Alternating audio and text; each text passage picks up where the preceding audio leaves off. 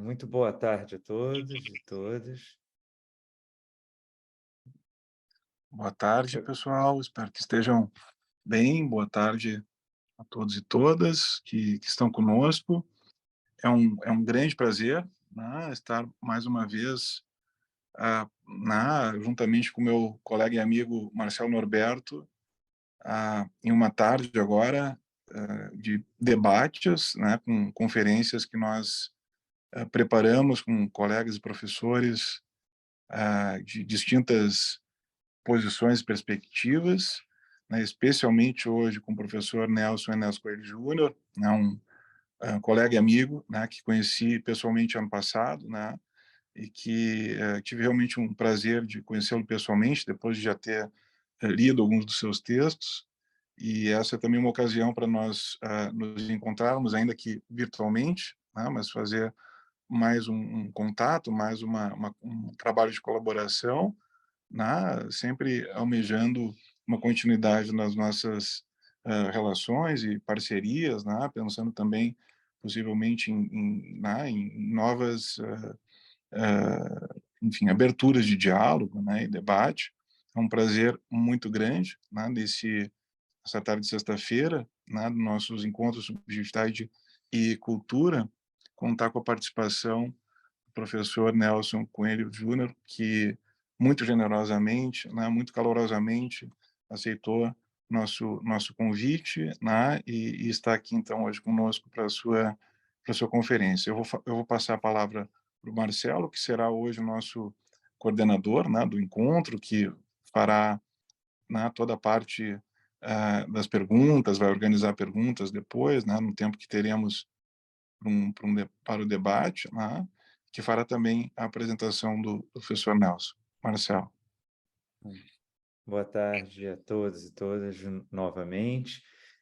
Como o Fábio disse, é uma imensa alegria estar hoje aqui recebendo o professor Nelson, nesse terceiro encontro, né, do nosso ciclo de encontros, Subjetividade e Cultura. Vou fazer uma brevíssima apresentação do professor Nelson, depois passaremos a ele e, ao final, vamos abrir um espaço para perguntas, questões. Pediria a quem quiser fazer pergunta que colocasse no chat e eu, então, ao fim da apresentação do professor Nelson, passarei as perguntas, né? Professor Nelson Ernesto Coelho Júnior, psicanalista, psicólogo, doutor em psicologia clínica, professor e pesquisador do Instituto de Psicologia da USP desde 95, idealizador e primeiro coordenador do grupo de especialização em teoria psicanalítica na PUC de São Paulo, né? Hoje ele vai nos dar a honra e a felicidade de fazer uma apresentação cujo título é Corpo e Pensamento na Psicanálise Contemporânea, Diálogos com a Fenomenologia. Muitíssimo obrigado, professor Nelson. A palavra é sua. Boa tarde, eu que agradeço o convite feito inicialmente pelo professor Fábio Caprio, colega, amigo, que conheci, como ele disse, no ano passado e que admiro muito pela qualidade de suas reflexões e pela generosidade acolhedora com que me recebeu na PUC de Porto Alegre o ano passado. A sua parceria com o professor Marcelo Norberto, a quem também agradeço o convite, viabilizou esse conjunto de conferências Subjetividade e Cultura. É um enorme prazer poder apresentar hoje para vocês algumas ideias que tenho desenvolvido nos últimos anos e que fazem parte de um trabalho coletivo de pesquisa realizado no grupo de pesquisa Psicanálise Experimental, sediado no Departamento de Psicologia Experimental do Instituto de Psicologia da USP. Psicanálise Experimental é uma brincadeira séria para indicar a nossa inclusão no departamento cientificista de psicologia, no Instituto de Psicologia da USP, mas também uma referência a um modo de trabalho e de pensamento, né? Sediado no Instituto de Psicologia da USP, como eu disse, e também uma pesquisa que recebe, vamos dizer, muitos aportes do meu cotidiano clínico, da minha prática como psicanalista. Os coautores têm relevância muito maior do que podem reconhecer, o que não me tira a plena responsabilidade pelos pensamentos que se seguem. Bom, gente, título pretensioso, né? Corpo e pensamento na psicanálise contemporânea, diálogos com a fenomenologia, é, evidentemente, alguma coisa que dificilmente poderá ser contemplada em 50, 60 minutos de apresentação. É mais a proposta de uma ideia que vocês vão ver, procura fazer corpo e pensamento trabalharem do jeito que eu penso que podem ser trabalhados na psicanálise contemporânea, em seu diálogo com a fenomenologia, em particular com a fenomenologia do Merleau-Ponty e sua herança da fenomenologia husserliana. Dizer que esse título é ambicioso, né? Com isso eu pretendo indicar que vou fazer necessariamente recortes e escolhas que permitam uma argumentação ao mesmo tempo suficientemente abrangente e delimitada. Tenho como proposição central a ideia de que a relação entre corpo e pensamento não deve ser a de uma evolução, de um caminho ascendente que leve das dimensões primitivas sensoriais às alturas sublimes do pensamento. Entendo que tanto o pensamento psicanalítico como a filosofia de Merleau-Ponty, meus dois pontos de partida, favorecem trilhas nas duas direções, ou seja, tanto do corpo ao pensamento, quanto do pensamento ao corpo. Recuso, assim, qualquer ideia que defenda que transformações e tratamentos psíquicos ocorrem exclusivamente quando há a elevação, entre aspas, do sensível ao representacional. Evidentemente, não sou só eu que penso isso, é uma ideia que transita em muitos níveis, em diferentes autores da psicanálise, e no caso da filosofia, claramente também no modo como Merleau-Ponty vai construindo, principalmente no período final da sua vida, uma ontologia do ser bruto. Na tradição das teorias psicológicas clássicas, a consciência e o pensamento são objeto de estudo e, ao mesmo tempo, os meios privilegiados de pesquisa. A contribuição da psicanálise, em diálogo com essas teorias que a precederam, a psicanálise freudiana, foi a de descentralizar da consciência o objeto central das investigações e postular a importância dos determinismos inconscientes. A teorização inaugural de Freud manteve, no entanto, a primazia do plano representacional, já presente nas teorias psicológicas, e mesmo com o reconhecimento da fundamental importância da sexualidade e dos afetos na composição da dinâmica psíquica, não chegou com isso a abalar a primazia plena das representações no conjunto de sua teoria do funcionamento do aparelho psíquico. O aparelho psíquico, como se sabe, é, para Freud, um aparelho de memória, um aparelho de representações, mesmo que banhado de intensidades afetivas. Freud concebeu a sua teoria do psiquismo a partir das dinâmicas de investimentos e descargas de energia entre instâncias conscientes, pré-conscientes e inconscientes, e fez valer a ideia de que representações e afetos constituem, de maneira singular, um aparelho de memória que tem em sua face externa a percepção. A representação está ligada ao sistema de memória, da modificação do investimento e da retenção. Já o afeto liga-se ao sistema de descarga. Para Freud, os processos excitatórios dos sistemas inconscientes e pré-consciente inconsciente e pré-consciente, deixam traços de memória permanentes. E, claro, quanto ao que ocorre na consciência, sempre entendida como um órgão sensorial para a percepção de qualidades psíquicas, os processos excitatórios se tornam conscientes, mas não deixam traço permanente. Em um texto de sua fase madura, Inibição, Sintoma e Angústia, Freud afirma, cito, entre aspas, mas se indagamos também pela origem dessa angústia, como dos afetos em geral, abandonamos o terreno inconteste da psicologia e adentramos a área fronteiriça da fisiologia. Os estados afetivos incorporam-se à psique como precipitados de antiquíssimas vivências traumáticas e são despertados como símbolos mnêmicos quando situações análogas ocorrem.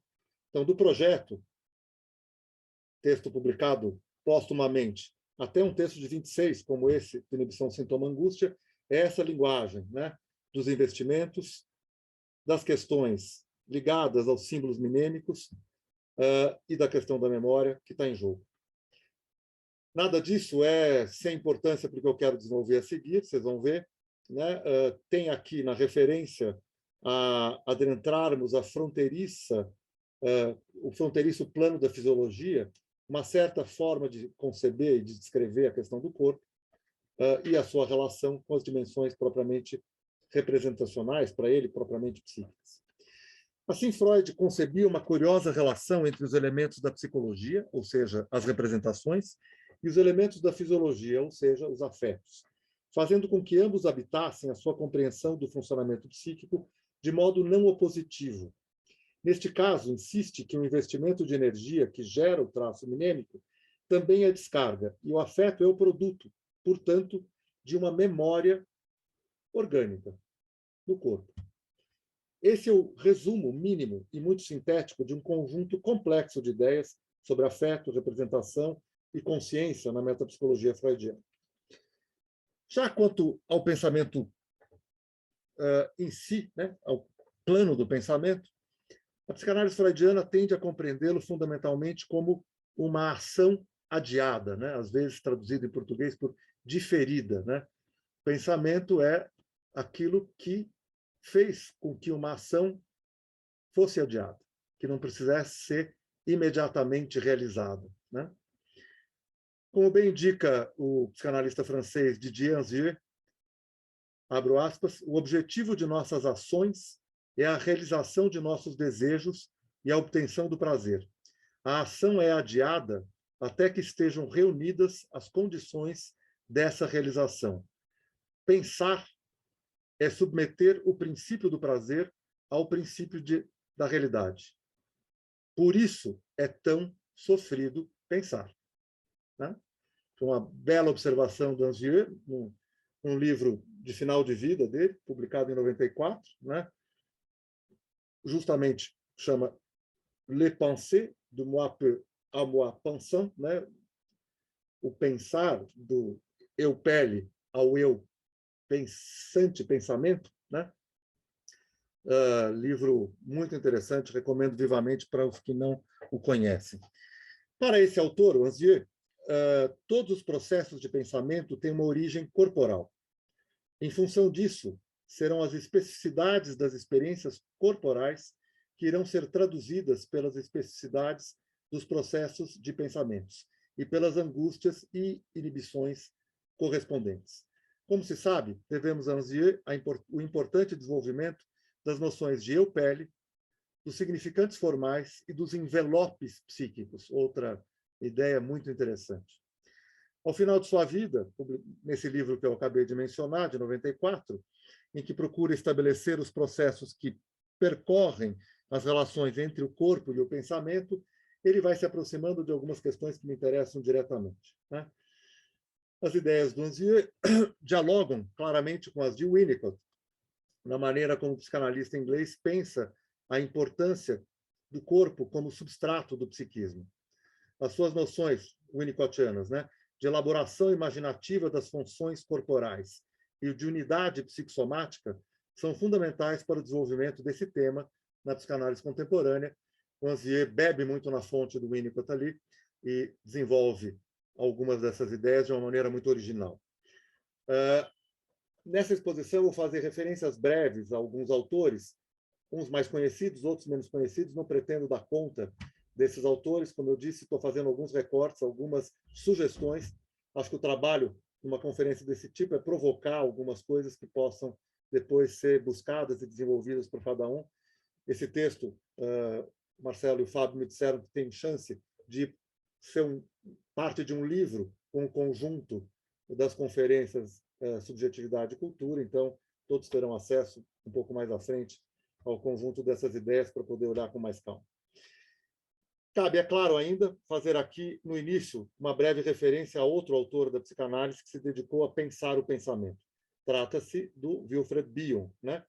Em sua teoria do pensar, Bion propõe que a mente humana se expande para pensar pensamentos. Os pensamentos precedem a nossa capacidade de pensar. Há que se desenvolver uma capacidade para pensar pensamentos que já estavam no psiquismo, na forma de preconcepções, o que permitirá transformações psíquicas. Nos termos de Bion, a transformação de elementos beta em elementos alfa por meio da função alfa, né? A linguagem própria do Bion. Para os que não estão familiarizados, pode parecer meio bizarro, mas é uma maneira dele de descondensar conceitos muito saturados e buscar conceitos que pudessem, de maneira que não propagassem sentidos já estabelecidos em outras teorias, trabalhando com conceitos que pudessem traduzir melhor aquilo que ele pensava. Não vamos entrar aqui na discussão da obra do Bion, nem sou eu a melhor pessoa para fazer isso. Aqui uma referência a um autor que claramente se preocupou com essas relações entre certas dimensões das intensidades que podem perturbar a nossa condição de pensar e a necessidade da construção de um aparelho para pensar esses elementos, né? Ou seja, transformação de aspectos sensoriais indigeríveis, o puro estímulo, como ele pensava, em pensamentos que podem ser pensados, encadeados, incorporados. Há, no entanto, para Bion, também modos de funcionamento da mente em que, ao invés de elaborações e transformações gerados pela capacidade de pensar, ou seja, de simbolizar, de representar, predominam formas de evacuação de pensamentos intoleráveis, de esvaziamento. São as que podem gerar destruição das próprias capacidades de pensamento.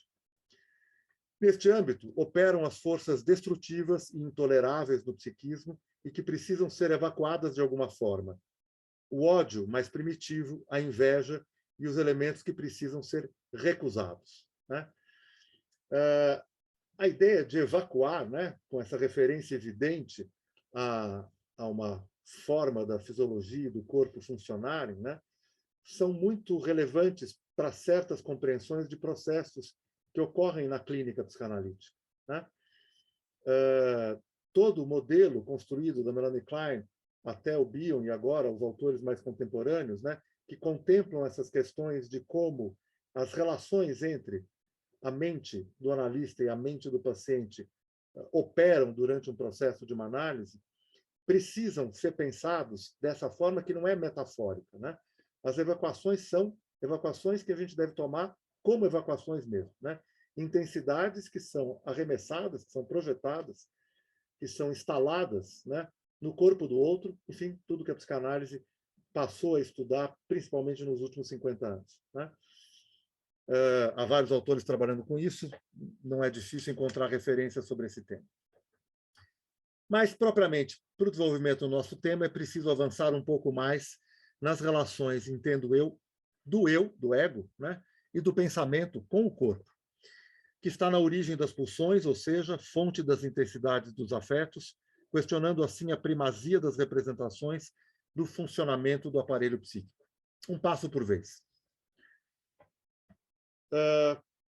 E aí um pouco do que eu tenho tentado fazer nos últimos 40 anos, a partir da minha clínica e na tentativa de organizar alguns pensamentos que permitem com que eu elabore parte dessas experiências que a clínica tem me propiciado. Então, como psicanalista nesses últimos 40 anos, tenho estado plenamente envolvido nos esforços clínicos e teóricos em fazer da psicanálise uma prática e um campo de conhecimento em que as diferentes dimensões das relações entre corpo e pensamento ganhem clareza e evidência. Para mim, sempre se tratou de favorecer clinicamente e de explicitar, teoricamente, a complexa construção, evocação de sentidos, para que assim se expanda, justamente, a compreensão sobre as diferentes trilhas que nos levam das dimensões corporais e dos afetos aos pensamentos e vice-versa. É claro que há, no trabalho clínico psicanalítico, uma trilha que visa transformar angústias ditas impensáveis em simbolizações que possam ser encadeadas e forneçam formas de elaboração para conflitos psíquicos. Mas há também as trilhas que visam, na direção contrária, romper processos rígidos e defensivos, como as racionalizações e intelectualizações. Essas defesas impedem o contato com experiências afetivas e vitalizantes e reduzem a força expressiva das intensidades e da sensorialidade. Nesta direção, o processo psicanalítico luta contra formas rígidas de pensamento e de não pensamento e busca atualizar condições expressivas e vitalizantes, ancoradas no prazer e, portanto, no corpo. Venho recorrendo à metapsicologia psicanalítica em geral, mas freudiana em particular, e à filosofia de Merleau-Ponty para avançar nessas questões e conseguir estabelecer um diálogo frutífero com meus colegas psicanalistas, com quem compartilho ideias e práticas. Alguns deles estão presentes aqui hoje, como o Alan, o Vitor, colegas que muito admiro, e vão poder reconhecer aqui alguns desses esforços. Procuro evidenciar, por meio das situações clínicas, como as dimensões propriamente estésicas ou sensíveis, como elas contribuem para a constituição de um solo básico para o trabalho psicanalítico. Entendo que é sobre este solo que as comunicações verbais podem se estabelecer de forma consequente. Em minhas pesquisas, em minha clínica, tenho procurado estabelecer os elementos básicos de um trabalho psicanalítico fundado na experiência do que eu chamo de uma corporeidade. Defino a noção de corporeidade como sendo um tecido material e energético, móvel e instável, movido por forças pulsionais, em sua remissão aos objetos e marcado por interferências de intensidades internas e externas, constituindo um campo de forças e sentidos que se efetiva, se quisermos acompanhar as ideias do Didier Anzier, pelos significantes formais, fenômenos psíquicos no corpo. Como se verá, proponho que não há como expulsar a dimensão pulsional da corporeidade, tampouco expulsar o ego, o eu e o inconsciente. Mas também não há como negar a dimensão relacional, propriamente intersubjetiva da situação analítica. Com isso, tenho procurado sublinhar a necessária tensão permanente entre as dimensões intrapsíquicas e as dimensões intersubjetivas, na clínica e na teorização psicanalíticas. Procuro sublinhar ainda a minha preferência pela noção de cocorporeidade com relação à de intercorporeidade sugerida pelo Merleau-Ponty, já que entendo que a ênfase não deve se situar no entre corporeidades, mas sim na ideia de copresença de duas corporeidades que já trazem em si o eu e o outro. Cabe esclarecer, justamente, que a noção de intercorporeidade proposta por Merleau-Ponty foi apresentada num ensaio por ele em 1959, ensaio titulado O Filósofo e Sua Sombra, uma homenagem ao Edmund Husserl, o criador da fenomenologia, tendo como ponto de partida a clássica referência ao encontro da mão esquerda com a mão direita no toque. Merleau-Ponty procura formular a possibilidade de compreensão da relação eu-outro, não mais por meio da intersubjetividade, mas do que ele vai chamar de intercorporeidade. Estou citando agora o Merleau-Ponty. Minha mão direita assistia ao surgimento ativo da minha mão esquerda. Não é de maneira diversa que o corpo do outro se anima diante de mim, quando aperto a mão de outro homem, ou quando o olho somente. Como ele gostava de insistir, perceber é tocar à distância, né? Minhas duas mãos são copresentes, ou coexistem, porque são as mãos de um só corpo. O outro aparece por extensão dessa copresença. Ele e eu somos os órgãos de uma só intercorporeidade. Para o Merleau-Ponty, a noção de intercorporeidade é fundamental justamente na transformação de uma tradição filosófica marcada pelo privilégio das representações e da consciência em direção a uma filosofia voltada para a investigação do campo de intensidades sensíveis, solo primeiro de nossas experiências vividas. Tudo bem até aí? Vamos indo? Interrompam se ficar muito denso, né? Estou tentando aqui condensar um conjunto de ideias que, para mim, evidentemente, depois de tantos anos, vão parecendo familiares, mas entendo que não são familiares para os outros, principalmente para os que estiverem ouvindo isso pela primeira vez. Nos meus termos, trata-se de redefinir e valorizar a noção de corporeidade e sua relação com as formas de simbolização, pelo reconhecimento das dimensões pulsionais e relacionais presentes na corporeidade. O caminho que me levou à definição acima apresentada foi: a corporeidade é, acima de tudo, um feixe sensorial e energético de intensidades heterogêneas e aleatórias que possui a potência de produzir sentidos, como parece sugerir o filósofo Michel Bernard, num texto de 2002, a partir das concepções psicanalíticas de um cara pouco lido, mas muito interessante, chamado Anton Ehrenzweig, num texto de 1967. Ou ainda, de forma menos condensada, a corporeidade é um tecido material e energético, móvel e instável. É movida por forças pulsionais em sua relação de investimento mútuo com os objetos externos. O tal do par pulsão-objeto, como propõe o psicanalista francês André Green, e as ideias de pulsões mensageiras, como propõe outro psicanalista francês, o René Roussillon. Portanto, a corporeidade é marcada por interferências de intensidades internas e externas, possibilitadas por sua grande porosidade, característica primordial da corporeidade. A corporeidade constitui, assim, um campo simultaneamente de forças e sentidos. Há que se pensar que há sentido na dimensão e na experiência sensível corporal. Com isso, o que proponho, de modo simplificado, é que tomemos o conceito de corporeidade como alternativa para designar um campo específico de experiências sensoriais e afetivas e com sentido. Corporeidade de paciente e analista. Cocorporeidade. Plano originário de relação em que processos transferenciais e contratransferenciais são vividos e sentidos. Corporeidade do analista na sua resposta à corporeidade do paciente e vice-versa, que podem incluir experiências e ações de sonolência, tédio, desejo sexual, tristeza, raiva, impulsos agressivos ou sádicos, etc. Insisto na dimensão cocorpórea do campo analítico, na tentativa de enfatizar, por outro ângulo, a grande interdependência dos funcionamentos psíquicos de paciente e analista durante o processo de análise. Com isso, procuro também me referir a formas de comunicação e não comunicação, que permeiam e sustentam os trabalhos analíticos.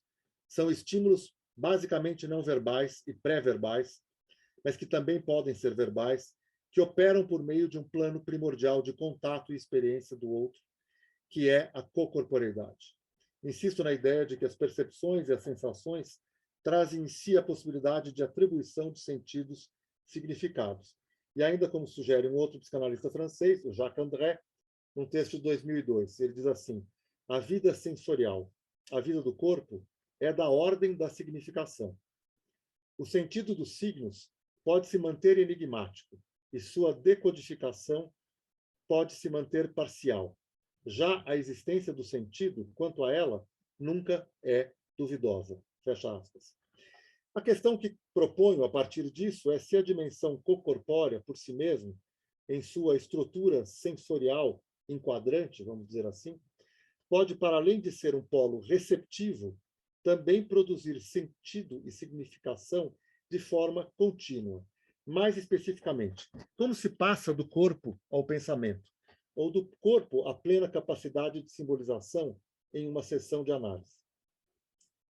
Se pensarmos como Ogden, e também vice-versa, né? Se pensarmos como Ogden a partir das funções do terceiro analítico, um autor psicanalítico norte-americano, Thomas Ogden, né?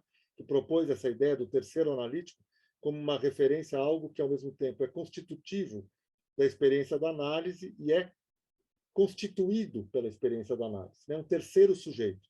Você tem sujeito paciente, sujeito analista, e um terceiro sujeito, que é, ao mesmo tempo, aquilo que constitui a possibilidade da análise e é, vamos dizer assim, o resultado do próprio processo analítico. Né? Se pensarmos como Ogden, a partir das funções do terceiro analítico, teremos a corporeidade do setting, como sugiro que se nomeie esse recorte da situação analítica, como possibilidade simultânea de percepções internas e externas de cada uma das corporeidades da situação analítica, e mesmo da própria situação composta pelas duas corporeidades, ou seja, a cocorporeidade. Agora, um passo atrás, para que essas ideias possam fazer parte de uma trajetória que reconheça e, ao mesmo tempo, discuta o legado freudiano em suas diferenças e oscilações. Né? Trata-se aqui de fazer justiça ao Freud e mostrar como ele, em diferentes momentos da obra, mexe com essa oposição mente-corpo, corpo-psiquismo, de formas distintas. Né? A psicanálise sempre precisou enfrentar as tensões resultantes das oposições clínicas e conceituais entre corpo e pensamento, ou entre corpo e psiquismo. Como espero que já esteja claro, meu ponto de partida para enfrentar essa oposição é a clínica psicanalítica e, assim, o lugar da filosofia fenomenológica é a de um pensamento que provoca e interroga os limites de uma tradição psicanalítica dos fenômenos clínicos. Faço, de certa forma, um caminho inverso ao do colega Thomas Fuchs, que também está presente nesse conjunto de conferências, que no texto Body Memory and the Unconscious, a memória corporal e o inconsciente, toma a psicanálise como contraponto provocador ao pensamento fenomenológico. De resto, tendo a concordar com a posição do Thomas Fuchs, quando ele indica que a memória corporal, até mesmo a descrita pelo Freud, eu acrescento, deve ser entendida, a partir do Merleau-Ponty, como um estilo de existência. Vamos ver se dá tempo de eu falar um pouco disso, né? As marcas e as memórias corporais marcando um estilo de existência, né? Os que conhecem a obra do Merleau-Ponty sabem como é caro para ele a noção de estilo, assim como a noção de existência, e como ele procura resolver alguns impasses, né, dos dualismos entre diferentes concepções que se opõem na filosofia por meio de algumas ideias como essas de estilo de existência, né? O ponto de partida, volto, é a clínica psicanalítica, meu cotidiano de trabalho e a fonte dos elementos que me levam a refletir e propor, e é a fonte dos elementos que me levam a refletir e propor um pensamento teórico clínico. Freud é aqui, ainda hoje, um exemplo e uma referência. O trabalho de um psicanalista contemporâneo, por mais distante que possa estar de uma origem freudiana, sempre irá encontrar nela uma base para o exercício reflexivo. No tema de hoje, uma das bases se encontra naquela que parece ser a sua última proposição sobre corpo e pensamento, explicitada no texto Moisés e o Monoteísmo, né? De 39. Escrevendo o que para ele era o caminho histórico dos pensamentos religiosos e civilizatórios até se chegar à religião de Moisés, Freud indica a importância, estou citando, da proibição de fazer uma imagem de Deus. E a seguir indica o efeito profundo dessa proibição. Significava preterir a percepção sensorial em favor do que deve ser designado como uma ideia abstrata, um triunfo da espiritualidade sobre a sensorialidade. A rigor, estou citando Freud, uma renúncia instintual com as necessárias consequências psicológicas. Freud atrela essa mudança à substituição da ordem social matriarcal pela patriarcal. Isso causa bastante embaraço para os psicanalistas hoje em dia, né? Ter que sustentar essa posição freudiana de 39 no texto do Moisés Monoteísmo. Ele diz assim: mas essa mudança da mãe para o pai caracteriza, além disso, uma vitória da espiritualidade sobre a sensorialidade, ou seja, um avanço cultural, pois a maternidade é demonstrada pelo testemunho dos sentidos, enquanto a paternidade é uma suposição baseada numa inferência e numa premissa. Tomar partido dessa forma, pondo o processo de pensamento acima da percepção dos sentidos, mostrou-se um passo prenhe de consequências. Fecha aspas. Um trecho do Moisés do Monoteísmo, do Freud. Comento eu agora essa indicação freudiana que opõe de um lado o pai, domínio do pensamento, suas representações, suas rememorações, seus raciocínios, ou seja, o simbólico, o mais elevado, e de outro lado a mãe, o domínio sensorial, a presença, a percepção imediata, o não simbólico, o irrepresentável, o menos elevado, não tem como não dizer isso, de fato simplificadora, como bem indicou o psicanalista Jacques André. Felizmente, essa não é a única ideia que Freud escreveu sobre o tema, embora não deixe de revelar sua dificuldade em superar diferentes dualismos que caracterizam o pensamento ocidental. Né? Mãe certa, pai incerto. Né? Ele vai ser construído no pensamento. A mãe é puro contato, pura presença. Tudo isso é verdade, né? Mas não é verdade também, ou não é a única verdade. Vamos avançar um pouco mais. existe para mim uma necessária distinção entre a noção de corpo e a de corporeidade. Marcado pela tradição que opõe corpo e pensamento, o corpo ocupa um lugar determinado por uma série de inflexões ideológicas. Seja de forma desvalorizada, seja de forma hipervalorizada, o corpo carrega como conceito a carga de suas posições na história de nossa cultura. Nos aspectos mais próximos aos processos de subjetivação, aparecem as oposições somos um corpo ou temos um corpo, que refletem o difícil lugar, ora de sujeito, ora de objeto, que o corpo ocupa na nossa cultura. Nesse contexto, o corpo aparece como uma unidade destacada e plenamente constituída em suas funções orgânicas, espaciais e temporais. Ao ser oposto ao pensamento ou ao psiquismo, constitui-se como elemento identificável, com identidade própria, e lugar garantido nos mais diferentes discursos e práticas, do âmbito das ciências naturais ao das ciências humanas.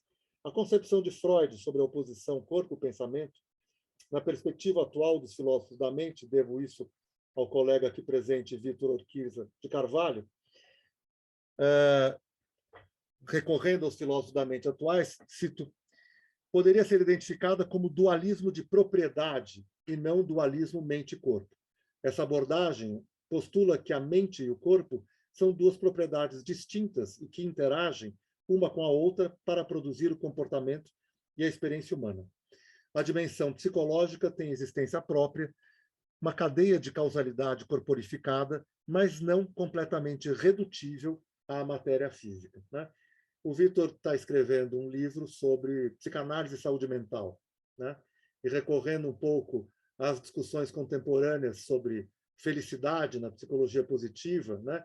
E filosofia da mente para avançar um pouco e fazer a psicanálise falar sobre a noção de saúde, coisa que é tão difícil, né?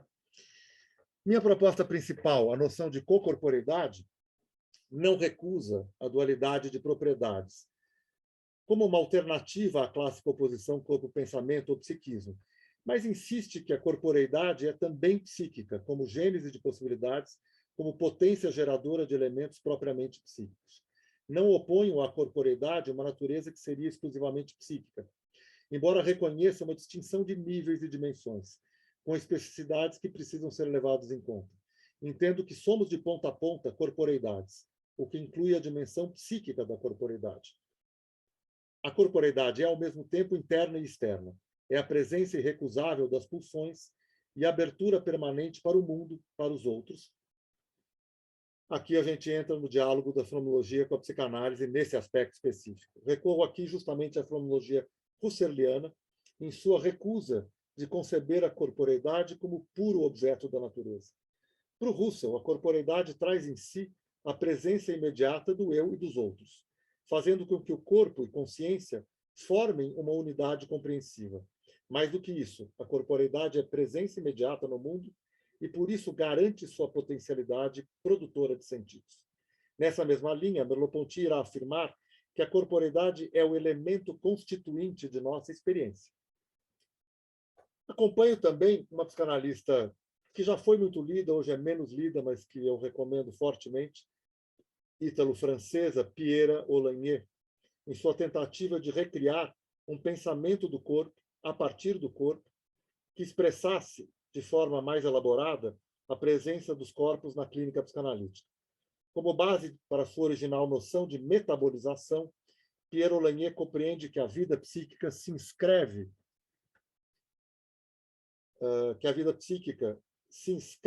em uma teoria de conjunto do vivido como um aspecto específico, mas não separado dos fenômenos do organismo inteiro. Como ela afirma no seu livro bastante conhecido, de 74, A Violência da Interpretação, eu cito, partimos da hipótese de que a vida do organismo tem como fundamento uma oscilação contínua entre duas formas elementares de atividade que nomeamos guardar dentro de si e expulsar para fora de si, né? Vamos voltar àquela ideia de evacuação com a qual começamos, né? Guardar dentro de si, expulsar para fora de si. Essas duas atividades se acompanham de um trabalho de metabolização do que foi guardado dentro de si, que o transforma em material do próprio corpo, né? É a assimilação. sendo que os resíduos dessa operação são eliminados do corpo. Fecha aspas.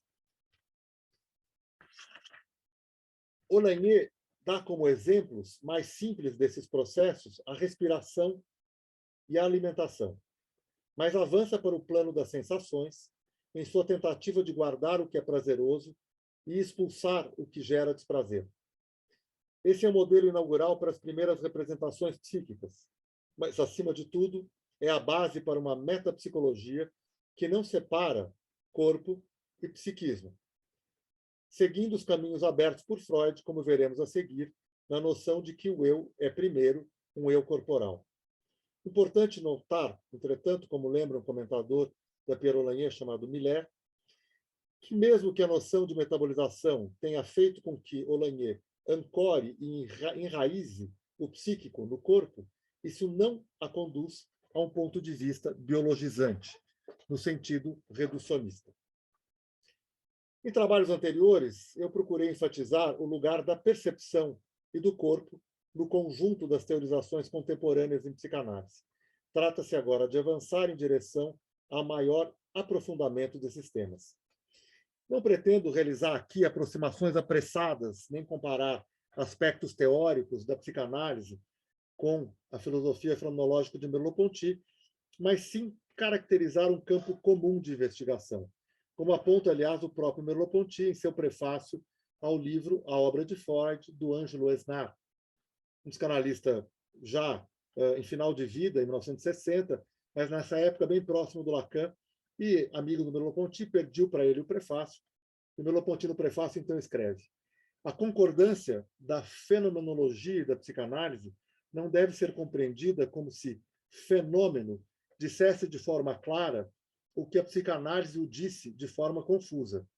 É ao contrário, pelo que ela subentende ou desvela até o seu limite, por seu conteúdo latente ou o seu próprio inconsciente, que a fenomenologia está em consonância com a psicanálise. Fecha aspas, uma passagem muitas vezes referida do Merleau-Ponty quando está em jogo a discussão das articulações entre fenomenologia e psicanálise na obra dele. Esse campo comum de investigação exige tanto a pesquisa rigorosa dos textos como uma aproximação cautelosa dos possíveis pontos de contato entre diferentes teorias. Discutir os aspectos não representacionais na constituição do psiquismo não implica considerá-los únicos, nem tampouco predominantes. Trata-se de enfatizar um aspecto que nas teorias psicanalíticas ocupa, em geral, um lugar secundário ou muitas vezes inexistente. A ênfase quase que exclusiva no plano da linguagem, com sua dinâmica de significantes e significados, fez com que uma forte corrente do pensamento pós-freudiano privilegiasse o representação da pulsão e excluísse de seu campo de interesse justamente o plano dos afetos, do corpo e da percepção, em suas dinâmicas de resistência ao domínio das representações, das simbolizações e do pensamento. Percebo atualmente um interesse renovado pelo tema do corpo e da percepção entre psicanalistas de diferentes regiões do mundo, como Giuseppe Civitarese, na Itália, Alessandra Lema, italiana, que está atualmente na Inglaterra, Dominique Scarfoni, no Canadá, entre outros.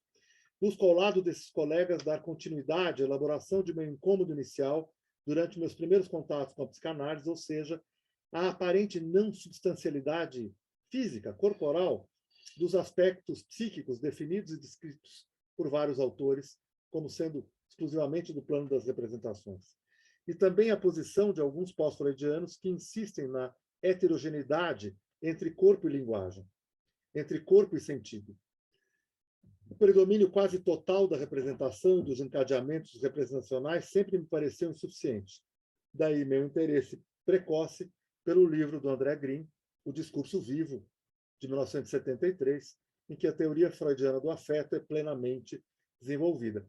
O Green é um dos sintetizadores de um grande evento dos anos 60, 1960, na França, Colóquios de Bonneval, dirigido pelo psiquiatra Henri Ey, que em 1960 foi sobre o inconsciente. É o ambiente em que o Leclerc e o Laplanche apresentaram a ideia lacaniana, um grupo amplo, né, do inconsciente constituído como linguagem.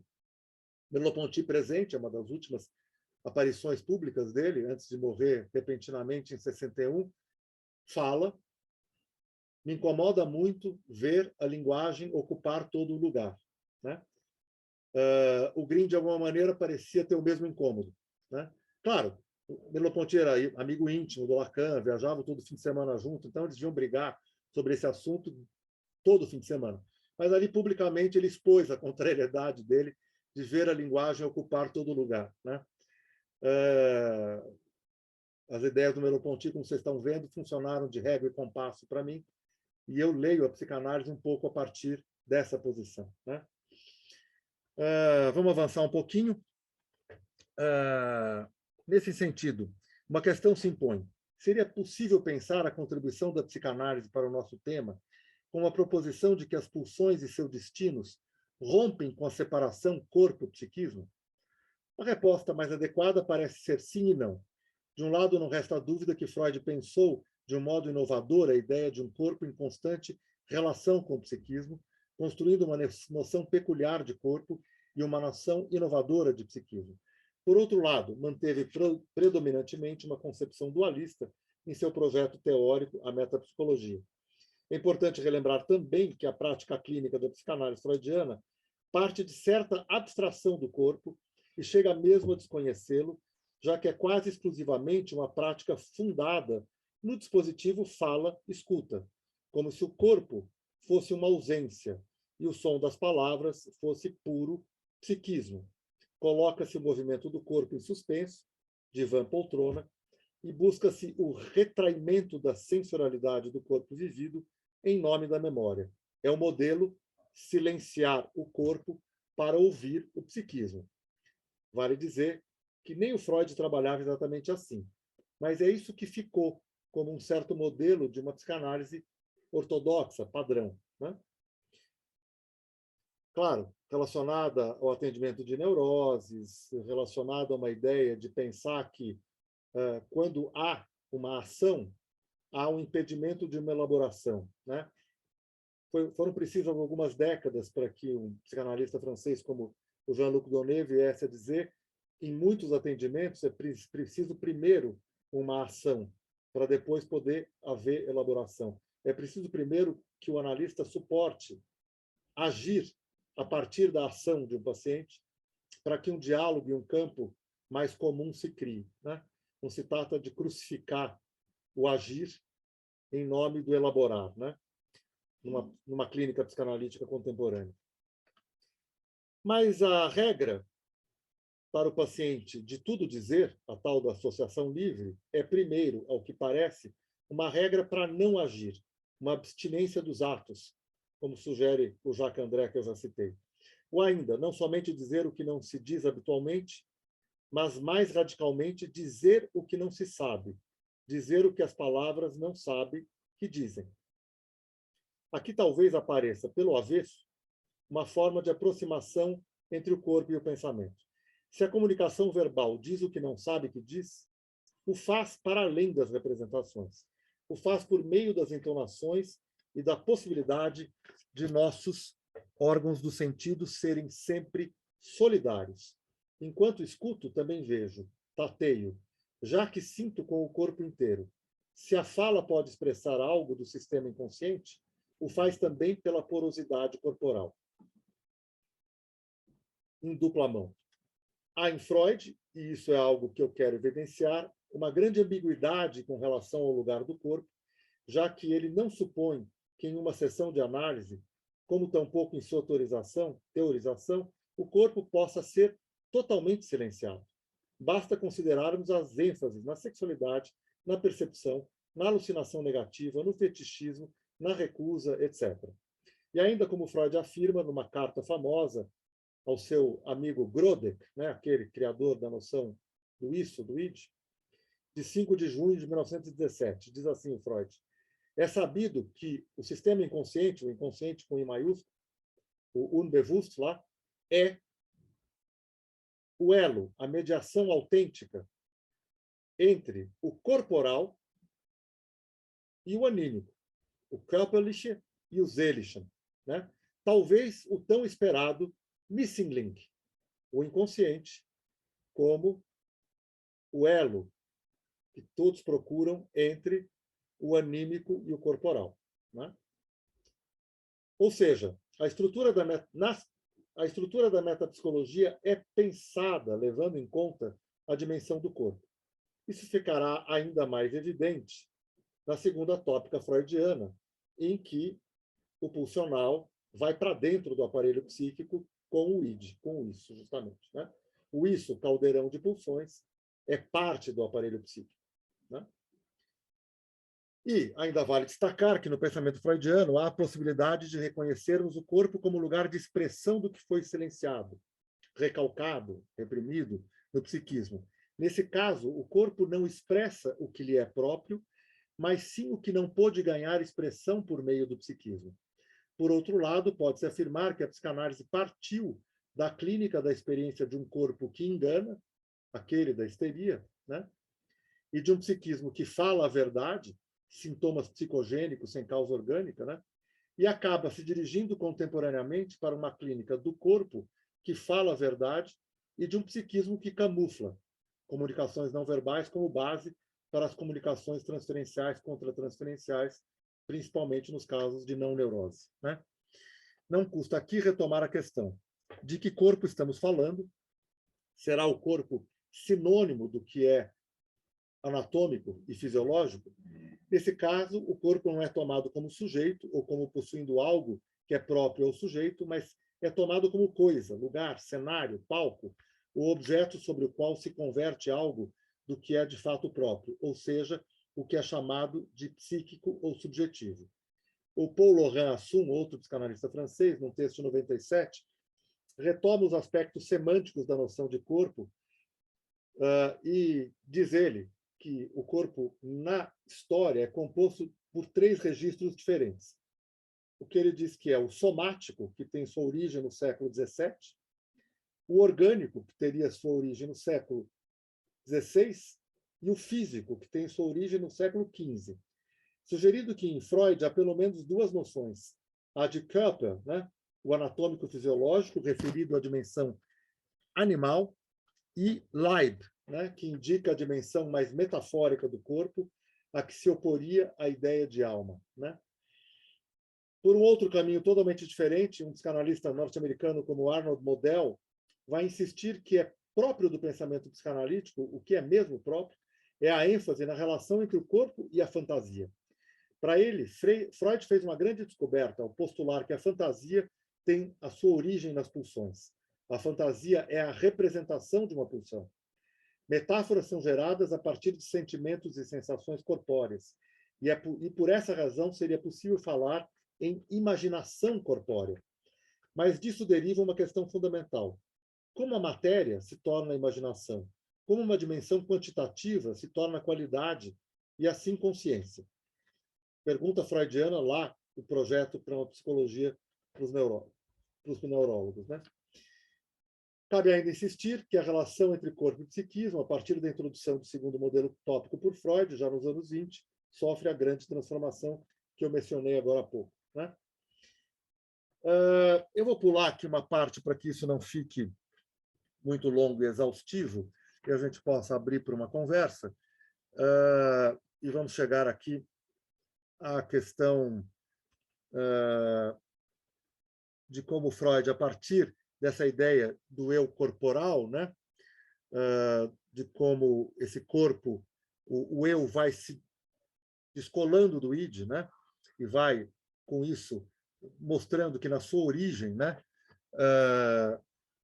é primeiramente um eu sempre corporal, né, para a gente chegar a algumas questões clínicas, né? Acho que, com o que já foi exposto, posso afirmar que não consigo mais opor todas essas dimensões, né, que estão aqui tradicionalmente opostas, entre corpo e psiquismo, entre as dimensões que a gente pode chamar de intensidades e aquela que normalmente é colocada como a dimensão dos sentidos. Eu acho que há sentido nas intensidades.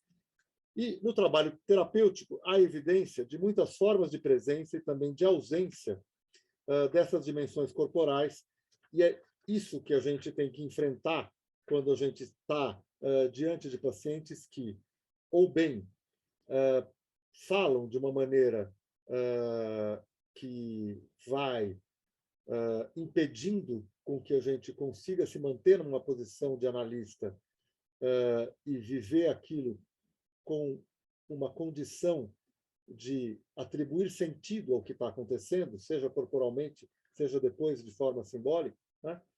Tanto quanto quando as ações de fato predominam e há uma exigência de que a gente traga o corpo como presença ali para a nossa condição de analista, né? Então, acho que cabe aqui a gente chegar ao ponto com o qual eu quero encerrar essa fala de hoje, que é trazer algumas coisas que articulam certas ideias do Merleau-Ponty com as questões da psicanálise contemporânea, né? Para os que conhecem a obra do Merleau-Ponty, ele vai partindo de uma fenomenologia da percepção, né, para a construção de uma ideia de um corpo vivido como um plano que precede a condição do próprio pensamento, trabalhando fortemente com uma discussão entre as diferentes posições filosóficas para conseguir chegar a um pensamento mais original. Na proposição final dele, um livro inacabado, de 61, O Visível e o Invisível, publicado póstumamente em 64, né?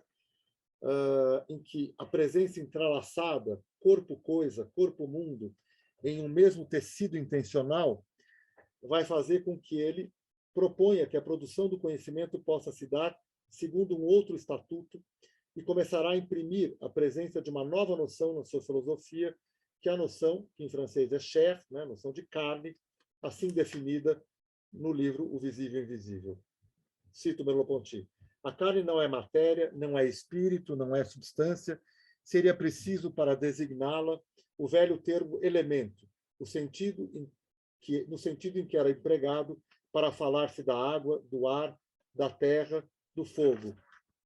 Isto é, no sentido de uma coisa geral, meio caminho entre o indivíduo espaço-temporal e a ideia, espécie de princípio encarnado, que imprime um estilo de ser em todos os lugares onde encontra uma presença sua. Fecha aspas. Merleau-Ponty nos anuncia uma outra forma de se pensar o corpo a partir da noção de um campo intencional onde se imbricam corpo e coisa e onde a noção de carne passa a ser fundamental. Cito mais um trecho. Deve-se tomar literalmente a afirmação de que a coisa percebida é apreendida em pessoa, ou em sua carne, a carne do sensível.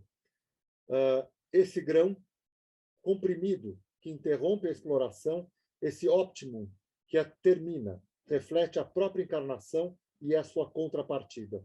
Há aqui um gênero de ser, um universo com seu sujeito e seu objeto sem iguais, um se articulando sobre o outro, definindo de uma vez por todas um irrelativo de todas as relatividades da experiência sensível, fundamento de direito de todas as construções do conhecimento, fecha aspas.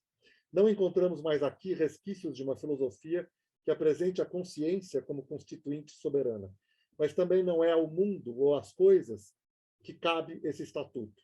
A experiência sensível, como vimos, é entendida como anterior à clivagem sujeito-objeto ou consciência-mundo.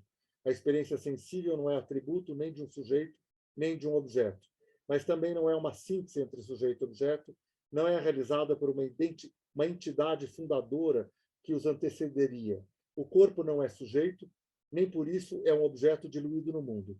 O mundo não é objeto, sem, no entanto, transformar-se por isso em constituinte de nossa experiência sensível. Por outro lado, mundo e corpo são simultaneamente sujeito-objeto, sem deixarem de ser, entretanto, mundo e corpo. A filosofia de Merleau-Ponty nos fala de um corpo que não é coisa, mas também não é ideia, fugindo assim das antinomias clássicas da filosofia ocidental. É um corpo no mundo em relação, um corpo que escapa assim do corpo dos limites, do corpo imaginado pelo sujeito moderno. Estou, como o corpo, o tempo todo misturado às coisas, ao mundo e aos outros. Sou um corpo poroso que recebe e expressa em consonância com seu contato com o mundo e com os outros. Aqui o corpo e pensamento se reúnem na mesma experiência original de acesso às coisas e a si mesmo. Existo por meio das possibilidades de contato de meu corpo com o mundo e com os outros. Ao acompanhar a produção de colegas psicanalistas que se debruçaram sobre questões semelhantes, encontrei pontos de contato que trouxeram grande contribuição para o meu processo reflexivo. Autores como a já citada Alessandra Lema, seguindo a tradição britânica em psicanálise, têm sugerido que a corporeidade forma, shapes, o psiquismo. Ou melhor, que as funções psíquicas têm suporte no corpo, que é o fato básico da vida. E do ponto de vista da técnica, as inclusões relativamente recentes de noções como de reverie somática, do Civitarese, contra-transferência corporal, da Alessandra Lema, o corpo é o setting, uma sugestão minha do final dos anos 90, cocorporeidade como invariante da situação analítica, que eu publiquei pela primeira vez em 2010. Cada uma dessas noções avançam na direção de uma clínica psicanalítica em que a dimensão corporal ganha relevo. Amplia-se com essas noções para a situação analítica como um todo a ideia já presente anteriormente, que no atendimento de pacientes não neuróticos, em particular, naqueles para quem o corpo é o meio privilegiado para a comunicação inconsciente, seja inevitável que o corpo do analista se torne parte invariante do setting e do tratamento, já que o setting clássico, nesses casos, tende a ser torpedeado de forma intensa. Vale indicar, no entanto, que o psicanalista argentino José Blecher já sugeria, nos anos 80, a ideia de que o enquadre, o setting, deve ser pensado como um enquadre corporificado. Para Blecher, essa ideia se insere em sua posição de que se deve adotar, entre aspas, estou citando ele, o termo situação analítica para a totalidade dos fenômenos envolvidos na relação terapêutica entre paciente e analista. Tal situação abarca fenômenos que constituem um processo, ou seja, o que é objeto de nossos estudos, análises e interpretações. Mas inclui também um enquadramento, isto é, um não-processo, constituído pelas constantes, pelos marcos de cujo interior se desenvolve o processo. Em uma nota de rodapé, ele ainda afirma, o não-ego do enquadramento inclui o corpo. E se o enquadramento é rompido, os limites do ego, formado pelo não-ego, têm que ser recuperados no nível do corpo. Diz ainda que a Gilu Reynoso, uma outra psicanalista argentina, disse que, embora, como Freud o assinalou, o ego seja corporal, o não-ego também o é. Poderíamos acrescentar aqui alguma coisa, que o não-ego é um ego diferente, de qualidades distintas. Isso implica também que não há um sentido de realidade e uma ideia de falta do mesmo. Há distintas estruturas do ego e do sentido de realidade, e o corpo aqui é determinante. Considero que todas essas frases acima resumem de forma exemplar uma ideia dos impasses e tensões que embaraçam a clínica psicanalítica desde Freud. E com isso eu quero terminar. Não resta dúvida que o trabalho desses autores, dos autores pós-freudianos, como Bion, por exemplo, e o Winnicott, em muito contribuíram para que alguns desses impasses ganhassem novos contornos e traduções para que com isso nos permitiram a inclusão de novas camadas de sentido. Mas entendo que, em grande medida, nossos desafios se mantêm. Temos, assim, diante de nós, por meio dos esforços teóricos de vários colegas, o estabelecimento das coordenadas de matemática psicanalítica que exige de todos nós trabalho reflexivo permanente. Em linhas gerais, até aqui, cada um com seu vocabulário, acho que tendemos a estar de acordo, ou seja, há um originário ou uma mente primordial em que predominam elementos ou intensidades de ordem sensorial ou corporal, mas nem por isso plenamente impedidas em sua capacidade de produzir, ao menos, marcas ou traços. Na linguagem merleau-pontiana, isso se traduz pela ideia de que a percepção é sempre primeira com relação ao pensamento. Mas, ao mesmo tempo, para Merleau-Ponty, filosoficamente, a grande questão é como se passa da percepção ao pensamento e, inversamente, do pensamento à percepção. Possivelmente, com o risco de sobrepor ideias que possuem linguagem e ponto de partida distintos, nos termos do Bion, estaríamos falando das funções que permitem transformação ou digestão de elementos beta em elementos alfa, mediados pela função alfa, como eu já mencionei. Ou seja, que na clínica psicanalítica, nosso trabalho vai sempre na direção das transformações, que podem ser na direção do corpo ao pensamento, ou do afeto à simbolização, mas que podem ser também na direção inversa. Tudo isso, no entanto, como vimos, exige muito trabalho de elaboração clínica e teórica, e a esperança de que as oposições e superações que Freud sugeriu no final da sua vida, do materno, corpo, ao paterno, pensamento, não ofusquem o que foi pensado antes e depois disso. Entendo que há diversas trilhas do corpo ao pensamento, assim como do pensamento ao corpo. Insisto, nas duas direções. Enfrentar clinicamente os sofrimentos e as dores humanas exige disposição de se caminhar nesses dois sentidos. Nas várias trilhas, sem privilégio de uma e sem superações ideais, sem acreditar em soluções definitivas, muito menos as que ganham o nome de felicidade, de progresso ou saúde mental estabilizada. Do meu ponto de vista, tanto a psicanálise como o pensamento merleau-pontiano, para retomar uma ideia do Victor, não são teleologias. Não há ponto ideal a se chegar, nem uma origem primitiva a ser necessariamente suplantada. Em nossas vidas, assim espero, não há como escapar nem do corpo, nem do pensamento. Ou talvez já não valha mais usar uma oposição como essa. Afinal, somos, de parte a parte, permanentemente, seres jogados no mundo em um estilo de existência com a boa possibilidade de vivermos intensidades e vitalizações na cocorporeidade, tanto quando vamos do corpo em direção ao pensamento, quanto quando vamos do pensamento ao corpo. Gente, muito obrigado. Aberto às questões. Nelson, muitíssimo obrigado. A gente precisaria de muitas horas só para começar a discutir tantas questões que você levantou, mas vou começar aqui já trazer a questão do Vitor, e depois também o Fábio quer perguntar, e quem quiser, por favor, se manifeste aqui no chat para me passar. Nelson, o Vitor pergunta, comenta primeiro, né? Gostaria de agradecer a ótima apresentação. Nelson retoma as seguintes ideias. Russell, a corporeidade traz em si a presença do eu e dos outros. De Merleau-Ponty, incomoda muito ver a linguagem em todo lugar. E de Grodeck, o inconsciente como um missing link. Então, dentre todas essas colaborações que valorizam a presença vital do corpo para o eu, o que podemos pensar sobre a evidente aposta hoje de uma espécie de salvação da humanidade por meio de novas tecnologias, sobretudo as inteligências artificiais? Para onde vai o corpo e a corporeidade nessa dimensão? É o caminho inverso de uma vitalização? Obrigado, Vitor. Nelson. Então, pergunta cabeluda, né, meu querido? Vamos ver o que dá para fazer com isso.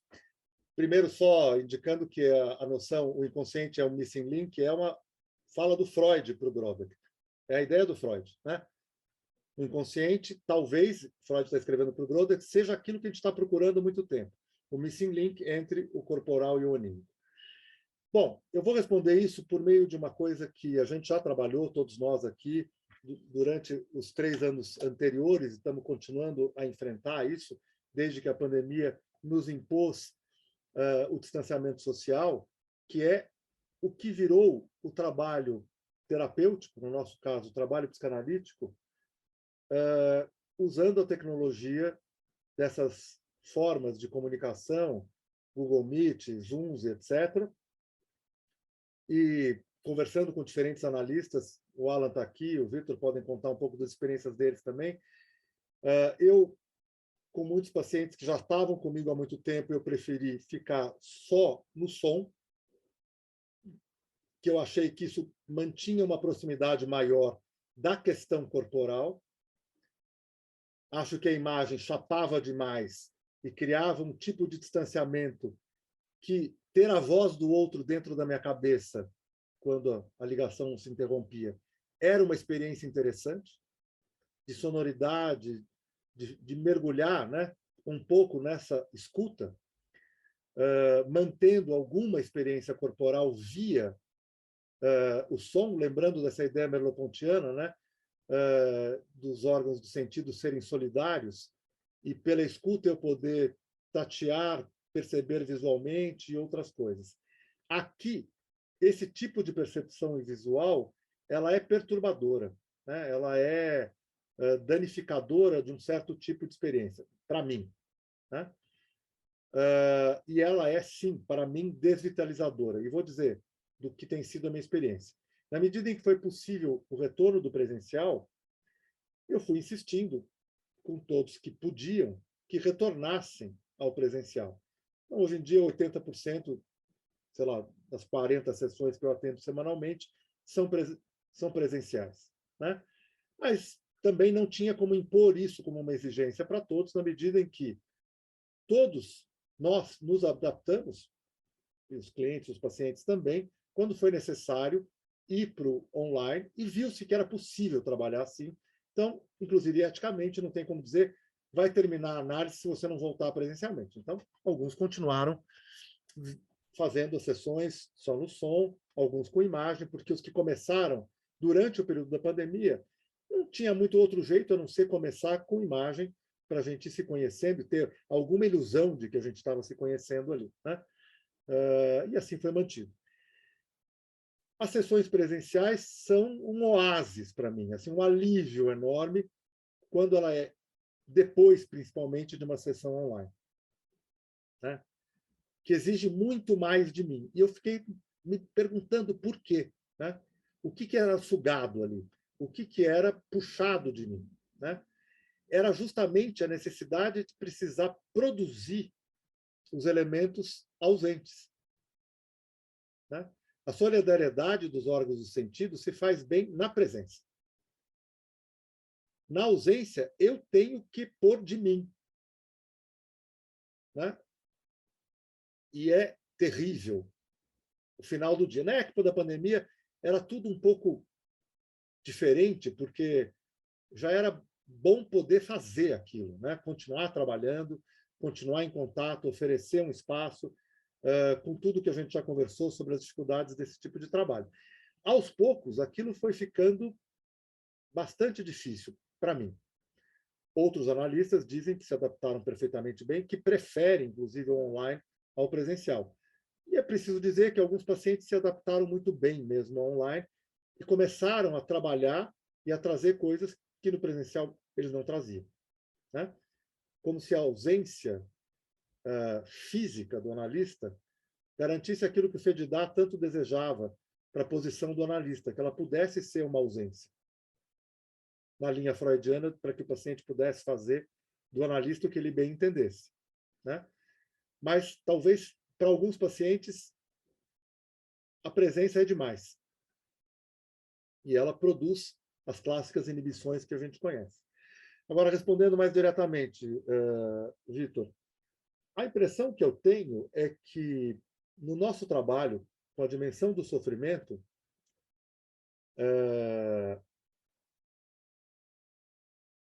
a tecnologia, embora ela possa viabilizar alguma coisa, ela mais suga do que traz. Ela mais retira do que põe. Ela mais desvitaliza do que vitaliza. Não é um preconceito com a tecnologia. Estou falando dela especificamente nessa forma de trabalho ou no que diz respeito às formas de relação humana, né? A maneira como se pensa que alguma coisa pode substituir, né? Enfim, vamos conversar mais. Você, Vitor, sabe um pouco o que eu penso sobre isso, mas obrigado pela questão, pela possibilidade de falar um pouco da questão da vitalização, essa injeção quase que concreta de prazer nas experiências de muito sofrimento, e que eu acho que o trabalho analítico tem como produzir de forma ativa. Vi que tinha uma questão da Carolina. Carolina, muito obrigado. Você diz, já ouvi alguns programadores de computador dizerem que a atual inteligência artificial tem uma linguagem própria. Seria possível existir linguagem sem corpo, sem carne? Boa pergunta, né? Acho que sim, se a gente tratar a palavra linguagem como uma forma mais ampla e bastante estendida de modos de registro de algo, né? Ou de possibilidade eventual de comunicação aí num sentido um pouco mais restrito, talvez, né? Veja, quando eu disse lá que o Merleau-Ponty me ofereceu algumas regras e compassos, eu sou obrigado a retomar o capítulo lá do Merleau-Ponty da fenomenologia da percepção, né? A fala como expressão, né? Em que o corpo o gesto é elemento fundamental da linguagem, né? De como boa parte da linguagem verbal vem acompanhada de um gestual fisionômico e corporal que é decisivo para a compreensão. Vamos lá, né? A gente tem brincado um pouco dos mal-entendidos das comunicações rápidas de WhatsApp e outros, né? E essa é a razão pela qual algumas pessoas têm preferido fazer a insuportável fala no WhatsApp, né? Cada vez que recebo eu começo a ficar desesperado, e é por isso que alguns vêm acelerando, né? Naquela velocidade, um negócio que não termina. Quando é fala, a pessoa vai falando, né? O WhatsApp, a pessoa tende a ser um pouco mais econômica. Mas, enfim, escrevendo não tem tom de voz. Você pode pôr um emoji, você pode pôr lá umas carinhas, uns pontos de exclamação, mas o risco de ser mal entendido é muito grande. Não é que a gente não é mal entendido quando a gente está com a mão, com o olho. Não, a gente é mal entendido sempre. Vamos partir desse princípio. Mas a gente tolera mais o mal entendido, acho que na presença, né? E o outro tem mais rapidez em corrigir o eventual mal entendido, né? O teu olhar de estranheza é rapidamente respondido, né, com alguma coisa. Não foi isso que eu quis dizer. Você me entendeu mal, mesmo que tenha sido isso que você tenha querido dizer. Mas você vai ali medindo um pouco, né? Na análise a gente fica quieto mesmo, mas justamente via tecnologia, um elemento fundamental da análise, já discutido por muita gente, que é a história do silêncio, ficou muito complicado, né? Então, não acho, para mim, que seja possível linguagem sem corpo e sem carne, naquilo que me interessa da linguagem, né? A Kátia e a Vilma agradeceram muito a fala do professor Nelson.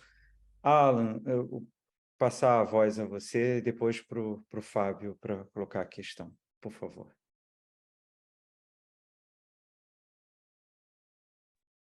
Estão me ouvindo? Sim, muito bem. Perfeitamente. Boa tarde, Nelson. Tudo bem? Boa tarde, meu querido Alan. Você traz aí para mim uma situação muito curiosa, porque como eu tenho uma formação tanto na sociedade e agora estou navegando por áreas lacanianas, né? Mas eu cheguei a Lacan me dando conta que esse mundo inglês de Melanie Klein e Bion, que era, digamos, o forte na sociedade, justamente a linguagem ficava de fora, não é? E eu fico pensando assim, eu não sou especialista de Merleau-Ponty, mas eu lembro das aulas de Bento Prado Júnior, que falava muito sobre o visível e invisível. E no visível e invisível, ele julgava que o Merleau-Ponty aí chegava praticamente a assumir as posições heideggerianas em relação à linguagem, né? E que, nesse ponto, é através de Heidegger que eu chego em Lacan, né? Não que no... Claro, porque eu passei também toda pela questão corporal, que você está dando um peso tão grande, né? No início, foi a minha passagem por Reich, claro, né? E as questões reichianas, mas que eu vi que era um Freud extremamente empobrecido, o mundo reichiano, que não dava conta, né? A única coisa corporal que para mim foi importante foi o tempo que eu me dediquei à dança, como expressão corporal no método Laban.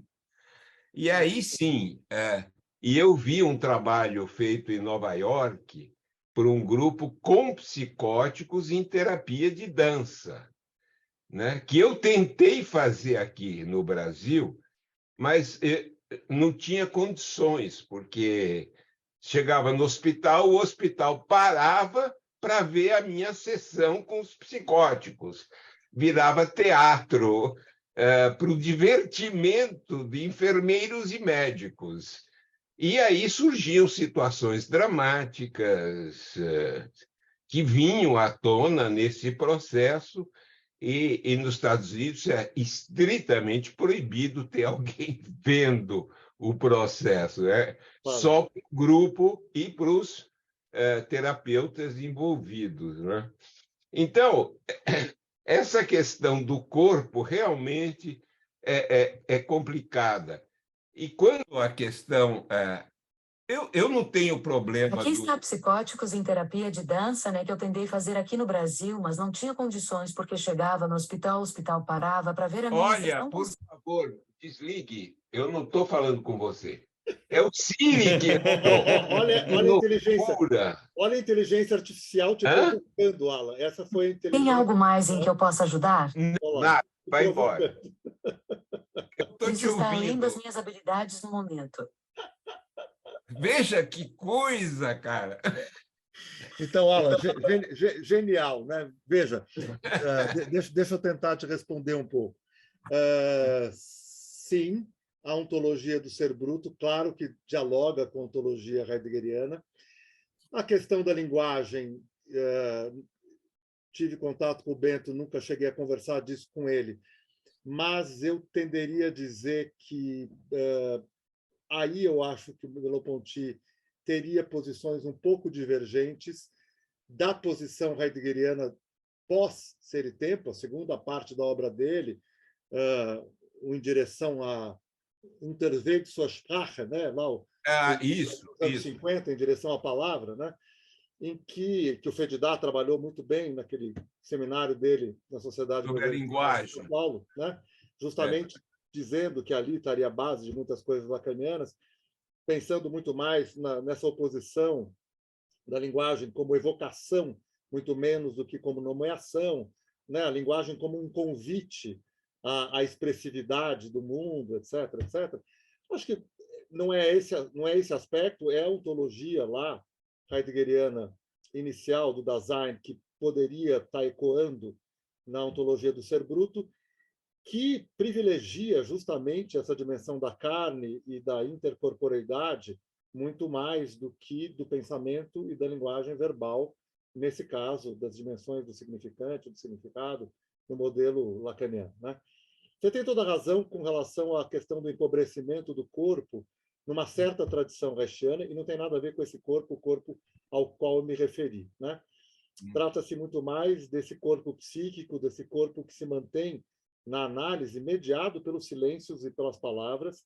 Não é um corpo que vai ser trabalhado, utilizado, vamos chamar assim, manualmente, né? Um corpo que terá que ser trabalhado nas suas couraças, que vai receber alguma forma de intervenção, não é um convite para um corpo a corpo do analista com o paciente, nem pensar, né? A cocorporeidade é uma referência a uma dimensão sensorial, a uma dimensão de apreensão de sentidos, prioritariamente não verbais, mas também verbais, na dimensão dessa solidariedade sensorial, né? E trata-se de trazer de volta alguma coisa que tinha sido perdida. A noção de experiência emocional, né, que foi para onde convergiu um certo discurso da psicanálise britânica, essa a qual você se referiu, que predominou durante muitos anos na sociedade de São Paulo, ela não tem a ver nem com o corpo, nem com a linguagem, nem com coisa nenhuma, né? Do meu ponto de vista, é uma bobagem sem fim. É uma limitação tanto do pensamento quanto do corpo, né? É uma incompreensão de uma certa exploração de uma experiência de transformações, que é aquilo do que se trata na psicanálise, né? Transformações nas diferentes direções, mas, acima de tudo, transformações naquilo que são as experiências de dor e de sofrimento, né? dos enclausuramentos, das desvitalizações, né? Daquilo que é da ordem das angústias intoleráveis, né? Do que é da ordem do morrer em vida, né? Esse é o nosso desafio. Se algo chamado experiência emocional puder ajudar nisso, bem-vindo, né?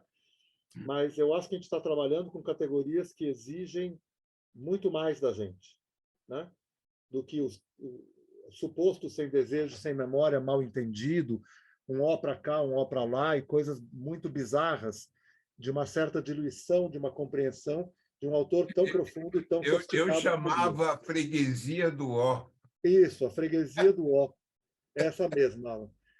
Maravilha. Fábio. Fábio, por favor. Muito obrigado, Alan. Bom, estão me ouvindo bem, pessoal? Bom, eu queria agradecer ao professor Nelson pela belíssima fala. Eu já venho acompanhando alguns textos, e publicações do professor Nelson, e no ano passado pude assistir às aulas dele aqui através da PUC Online, no programa de um curso de psicanálise e contemporaneidade, que foi belamente montado por um colega por colegas, da psicologia da PUC. E, enfim, eu queria antes dizer algo que eu já disse, provavelmente para colegas que trabalham com psicologia fenomenológica, provavelmente já disse no meu seminário, já disse em vários lugares, que é basicamente o seguinte: quando a gente trabalha com fenomenologia e tenta fazer o movimento em direção à psicanálise, bom, enfim, as posições são muito divergentes e há muitas possibilidades, mas no mais das vezes a gente observa que há uma espécie de suspeita, assim, de como fazer esse trabalho, ou vice-versa, a gente vê colegas da psicanálise que, quando a gente mostra um certo interesse sobre pontos da psicanálise, não só pela experiência clínica, como que já foi feita por nós, mas por textos e por questões que vão emergindo a partir das observações que a gente consegue fazer, dos vínculos que a gente vai encontrando entre certos questionamentos, certas formas de responder entre colegas que apresentam isso, a gente também encontra, vamos dizer assim, uma espécie de resistência a um possível diálogo, muitas vezes uma suspeita também de que o fenomenólogo poderia retrair-se em relação a questões fundamentais para a psicanálise, como o inconsciente ou outras questões. Mas nessas horas ter conhecido os textos do professor Nelson, mas muito mais do que isso, conhecer pessoalmente o professor Nelson, realmente passa a ser algo essencial, pelo menos para mim, porque não só pela fala dele que a gente ouviu agora e pode claramente estabelecer uma ponte entre esses campos, mas especialmente porque a partir daí a gente tem um ponto de partida teórico, afetivo, no qual podemos seguramente, solidamente, apresentar a possibilidade do diálogo sem qualquer tipo de receio possível, mostrando que claramente isso é mais do que bem-vindo, é necessário, eu diria, como uma forma de nós arejarmos realmente ambas as áreas. É realmente isso que eu pude encontrar nos textos do professor Nelson, e nas ideias bastante originais dele.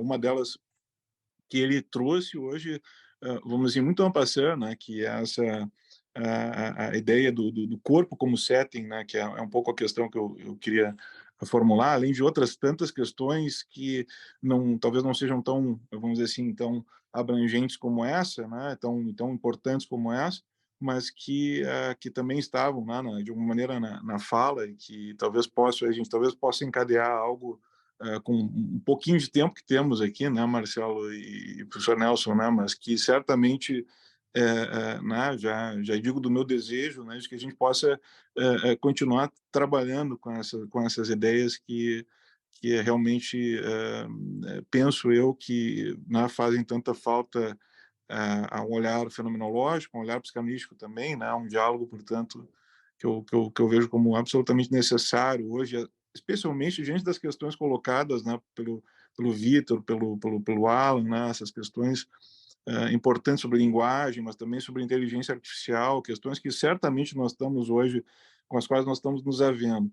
Eu vou, só antes de colocar a questão, então, fazer um comentário que me ocorreu, queria só confirmar isso, né, professor Nelson, se eu entendi bem a questão do dualismo em Freud, se a gente pode buscar uma referência, me ocorreu aqui a referência do conceito do texto inconsciente, né, do Freud, especialmente um anexo, tem alguns anexos aquele texto, eu não me lembro qual exatamente é, tem o A, o B e o C, né? E tem um anexo daquele texto se não me engano, o título que foi dado, talvez não por ele, acho que foi pelo Stressler, que é paralelismo psicofísico, né? Em que ele faz uma rápida alusão ali à neurologia de Jackson, né, de Huggins Jackson, e que me parece ser a posição neurológica do Freud. Será que a gente poderia pensar esse dualismo de propriedade, né, do Freud a partir dessa concepção que ele apresenta nesse texto? Será que faz sentido, né, isso que eu trago? Assim, quando eu ouvi, pensei imediatamente nesse texto, assim, nesse ponto, né? Mas em relação bom, claro, aí há outras questões que eu teria, eu vou enfim, ser bastante, tem muitas, né? Assim, eu vou só mencioná-las, mas evidentemente não vou aqui desenvolver nenhuma delas, mas uma delas que eu acho que seria importante é a questão sobre a questão recuperada pelo Anzier, né? Que eu acho fundamental, realmente muito importante, porque ela traz realmente. Eu queria saber o que tu pensa, professor Nelson, disso, né, sobre a ponte que ela estabelece ali, essa noção entre questões fenomenológicas de direta análise da fenomenologia e a psicanálise freudiana mesmo, mas depois, claro, com Anzier trazendo um foco mais para essa questão, que é a noção do eu-corpo, né, a noção que ele traz no Eu e o Isso, né, essa famosa noção que pode muito bem receber um tratamento, digamos assim, uma análise, uma descrição fenomenológica, na medida em que a constituição do corpo, né, a constitutividade do corpo, e a gente pode pensar em constituição até do ponto de vista já da relação mãe-bebê, né, podemos já colocar dessa forma mesmo, mas em todos os demais processos, vamos dizer que daí depende, vamos dizer assim, se dá através da senso-percepção, né? Ou seja, estamos diretamente no campo fenomenológico, né?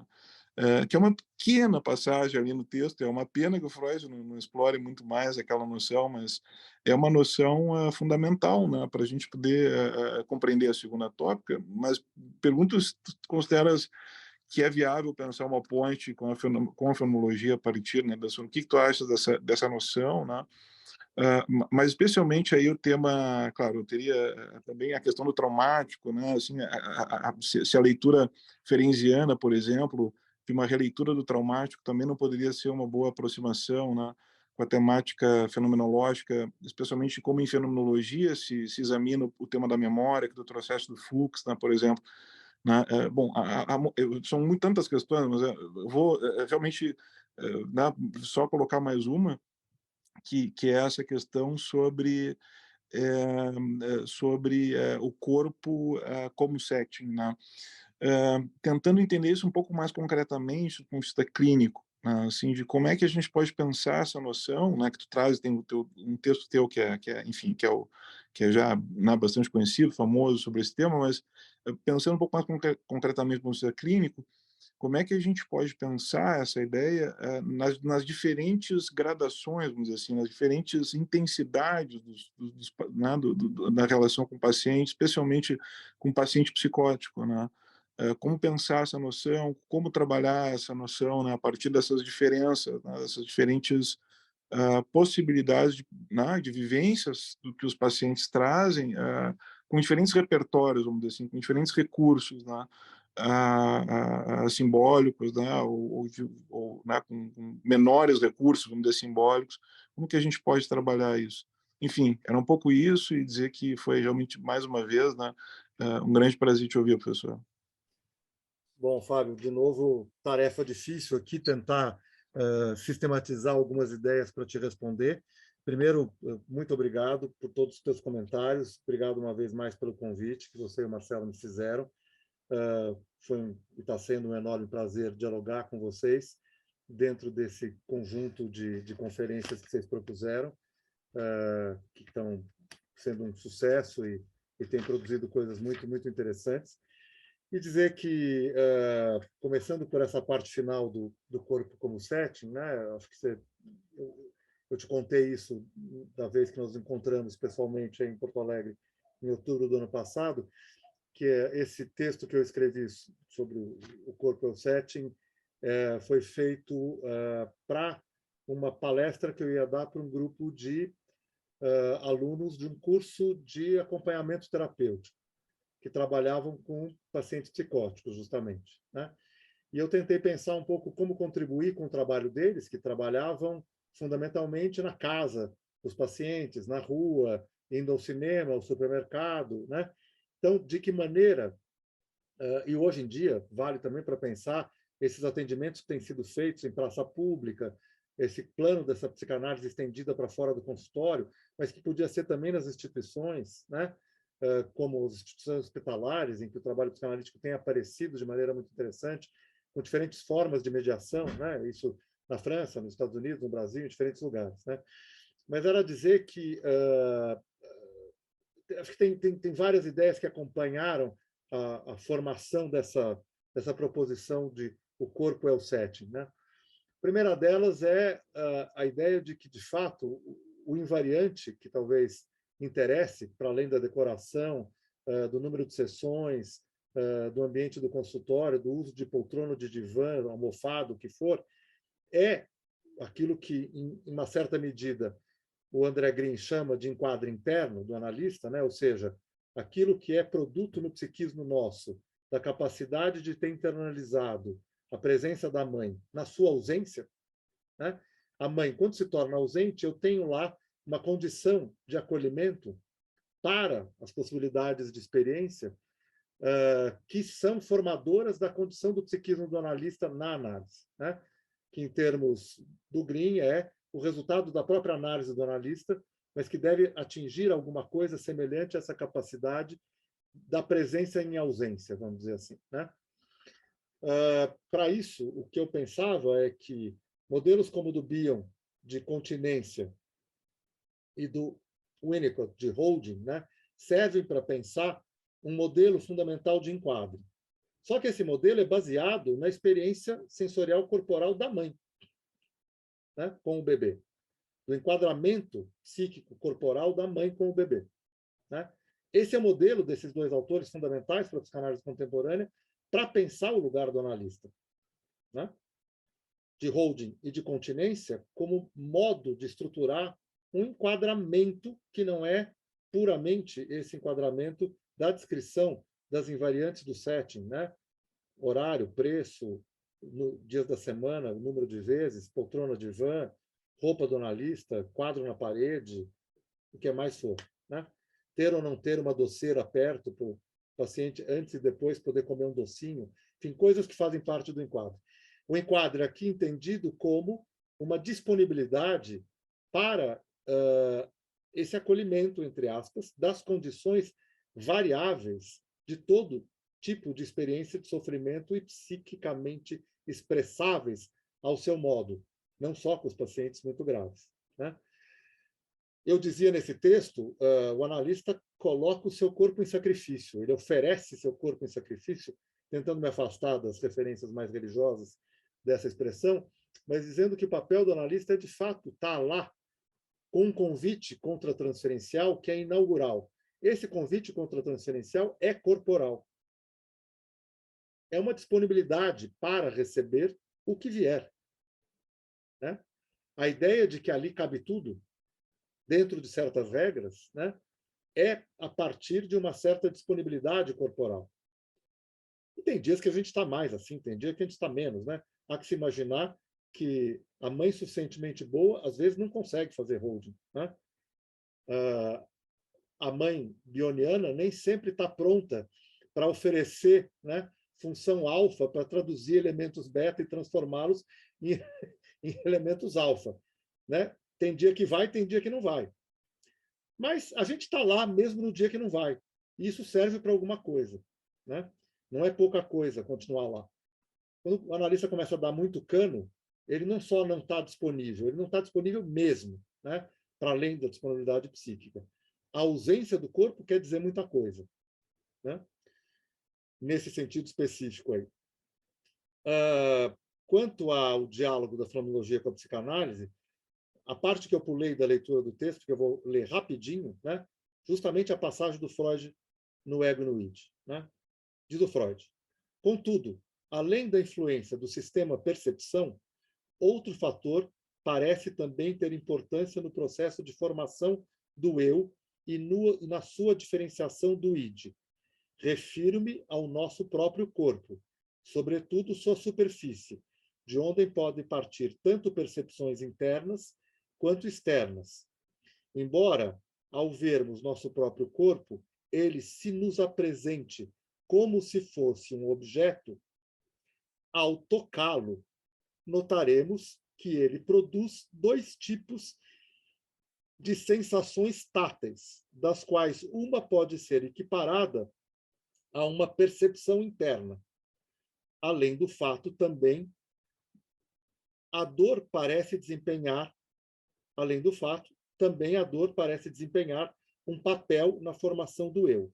Assim, conclui o Freud o parágrafo, o eu é, sobretudo, um eu corporal, mas ele não é somente um ente de superfície.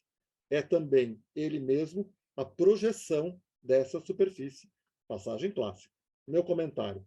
Essa passagem, sempre citada, permite diferentes níveis de interpretação. Para mim, é claro, chama atenção a semelhança com muitas passagens do Merleau-Ponty sobre a experiência sensível do corpo, que é a pré-condição para a sua formulação da intercorporeidade como marca inaugural de nossas relações eu-outro. Mas, em termos propriamente psicanalíticos, podemos enfatizar que a emergência do eu no e pelo corpo abre inúmeras possibilidades para se pensar a constituição da subjetividade a partir de um modelo que não se reduza ao binômio percepção-representação. Para Freud, os órgãos de percepção são veículos de mediação e formam o núcleo de origem do eu. O próprio eu vincula-se ao inconsciente e possui, em parte, características inconscientes. E mais, como explicita Freud, cito de novo, o eu não está nitidamente separado do id. Há uma zona de transição em que ele se interpenetra com o id, situado abaixo dele, até o ponto em que ambos se fundem. Fecha aspas. Aqui reside o que mais me interessa. Se, de um lado, precisamos reconhecer o papel da percepção externa na constituição do eu, em sua diferenciação do id, de outro lado, não há como recusar a presença do id como elemento presente de forma constante no eu. Ou seja, a origem do eu, tanto na sua constituição quanto em sua presença como instância já constituída no aparelho psíquico, revela sua dupla face. Abertura por meio da percepção externa ao mundo, aos outros, e, ao mesmo tempo, imbricação no id, o nosso caldeirão de pulsões. As três forças que exigem trabalho do eu, o id, o supereu e o mundo externo, são assim explicitadas pelo Freud. A corporeidade, portanto, é interna e externa, ao mesmo tempo. É a presença irrecusável das pulsões e a abertura permanente para o mundo e para os outros. Então, claro que aqui há um diálogo total com as descrições husserlianas, principalmente da dimensão mais da genética, né, husserliana do final da sua obra, que alguns autores já aproximaram justamente das descrições da Melanie Klein inaugurais da experiência do bebê com a mãe, né? Justamente essas passagens do Husserl, da Gênese, da experiência fenomenológica, com os textos kleinianos, depois os textos merleau-pontianos com os textos do Winnicott, né? E depois, por vários outros autores, com os textos até do Laplanche, hoje em dia.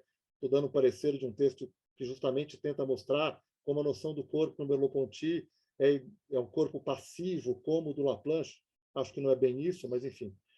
cada um tentando achar um jeito. O Giuseppe Civitarese, que eu citei, é um autor que trabalha diretamente com essas mesmas questões. Nós tivemos chance de conversar algumas vezes, e a maneira como ele pensa o Merleau-Ponty, articulado às ideias do Bion, é muito próximo do jeito que eu faço aqui o Merleau-Ponty conversar com o Freud. Sim. Com relação ao texto do inconsciente, lá dos textos metapsicológicos de 15, essa temática, né, desse paralelismo psicofísico, né, ele estava circulando ali no final do século XIX, em tudo quanto é lado, né, entre os neurologistas. O Wundt pensa num paralelismo psicofísico na constituição da primeira teoria considerada científica da psicologia, né? Hoje eu estava dando uma aula sobre o Vygotsky, né? E o Vygotsky começa criticando o Wundt, criticando o behaviorismo, depois vai criticar a fenomenologia, o Binswanger, depois que ele chama de idealista, kantiano, depois ele vai criticar o Freud, diz que a noção do inconsciente do Freud não era bem aquela, até chegar à posição dele lá de uma psicologia dialética, né? Que ele tenta superar justamente, ele diz aqui, tem o fisiológico, tem o psíquico e tem o psicológico. O psicológico articula o fisiológico e o psíquico, né? E faz a níveis, mas há articulações. Então, não é um paralelismo, mas é uma unidade. Ele usa o Kafka e a psicologia da Gestalt para dizer que é uma totalidade corpo, mente, psíquico. Enfim, ninguém resolveu esse problema e ele está longe de ser resolvido. Eu só trouxe a referência que o Vitor tinha feito à filosofia da mente e essa ideia, né,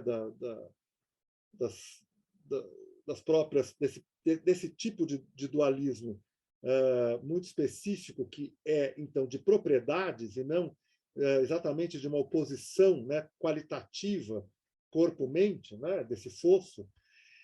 Agora, eu de fato penso que o Freud fez uma concepção de natureza e de corpo muito distinta daquela das ciências naturais. Eu acho que ele não queria tirar a psicanálise da ciência natural, fez um esforço enorme para isso, porque ele estava lá preocupado que a psicanálise não virasse religião e qualquer outra coisa, como estava na mão do Jung, na visão dele, né?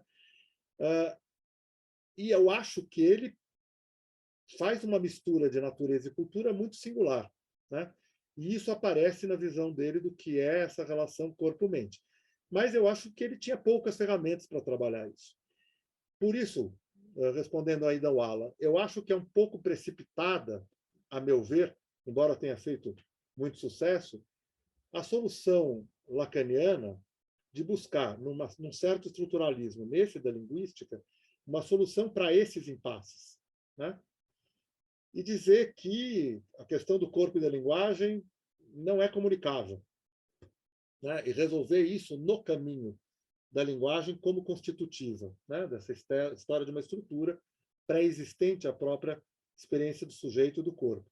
Mas isso, enfim, divagações aqui que merecem maiores cuidados e maiores reflexões. Mas, Fábio, de forma geral, eu acho que um dos diálogos possíveis e mais pertinentes entre esse aspecto da metapsicologia freudiana com a fenomenologia, né, se faz justamente nesse ponto em que o Freud trata da noção de percepção, principalmente da noção de percepção inconsciente, de endopercepções, dessa concepção do eu como sendo um eu corpo, um eu corporal, né? A noção do Anzieu, do eu pele, ele procura articular dimensões da dermatologia com dimensões da fisiologia, com dimensões da questão mental, do psiquismo. Ele faz lá uma série de esboços, né? É uma coisa bem pretensiosa, mas muito rudimentar ao mesmo tempo, mas muito engenhosa, né? E depois ele vê, tem um problema, como é que eu passo do eu pele para o eu penso, né?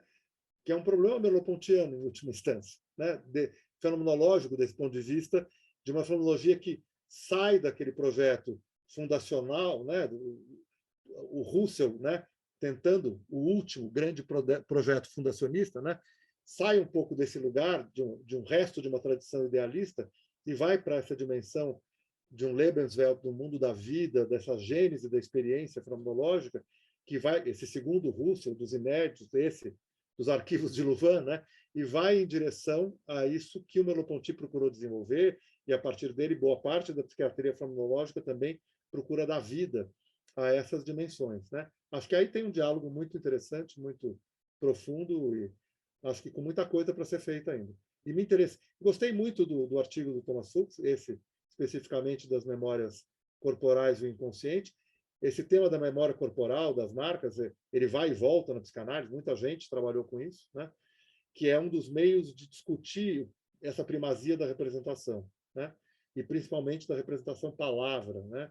Representação coisa, representação, enfim, todo esse caminho da metapsicologia freudiana, né? Então, não sei se te respondi, mas iria por aí, e temos trabalho todos nós. Fábio, muito obrigado pelas Referente, questões. Sim, Nelson, por não, era favor. referência justamente que o Fábio tinha feito ao que a Carolina tinha falado da inteligência artificial, né? E a nossa brincadeira com aquela mulher que apareceu falando com Alan, Alexa. o computador dele. Talvez a Alexa, não sei se era a Alexa ou quem era, né? Justamente, né? A linguagem sem corpo, a própria, né? E a gente fica imaginando o corpo da Alexa, não é, Alan? Isso é tudo que a gente consegue fazer. Fale, Marcelo. Não, eu queria agradecer a todos pela presença, as questões, e, Nelson, especialmente a você, porque o seu trabalho ele se apresenta verdadeiramente como um oásis nesse deserto, que, como me alinhando com o que o Fábio disse, normalmente a fenomenologia festeja uma certa ignorância sobre a psicanálise, e a psicanálise sempre acha que está sendo chamada por uma emboscada quando a fenomenologia se apresenta. Então, tem um campo que fecundo como o seu trabalho é realmente muito auspicioso para todos nós. Muitíssimo obrigado, e passo a última palavra a você, por favor. Olha, só tenho a agradecer uma vez mais. Agradeço também aos ótimos comentários que eu estou lendo aqui e aos agradecimentos. Faço minhas as palavras de vocês. O diálogo é o que me permite pensar, né? Por isso que eu agradeci ao meu grupo e ao meu trabalho com os pacientes. Quer dizer, eu não penso sozinho e pretendo continuar pensando com pessoas. Por isso, uma situação como essa me é tão querida, grata e gostosa e prazerosa e, para completar, vitalizante. Muito obrigado, gente. A um próximo encontro. Um prazer estar com vocês. Um abraço.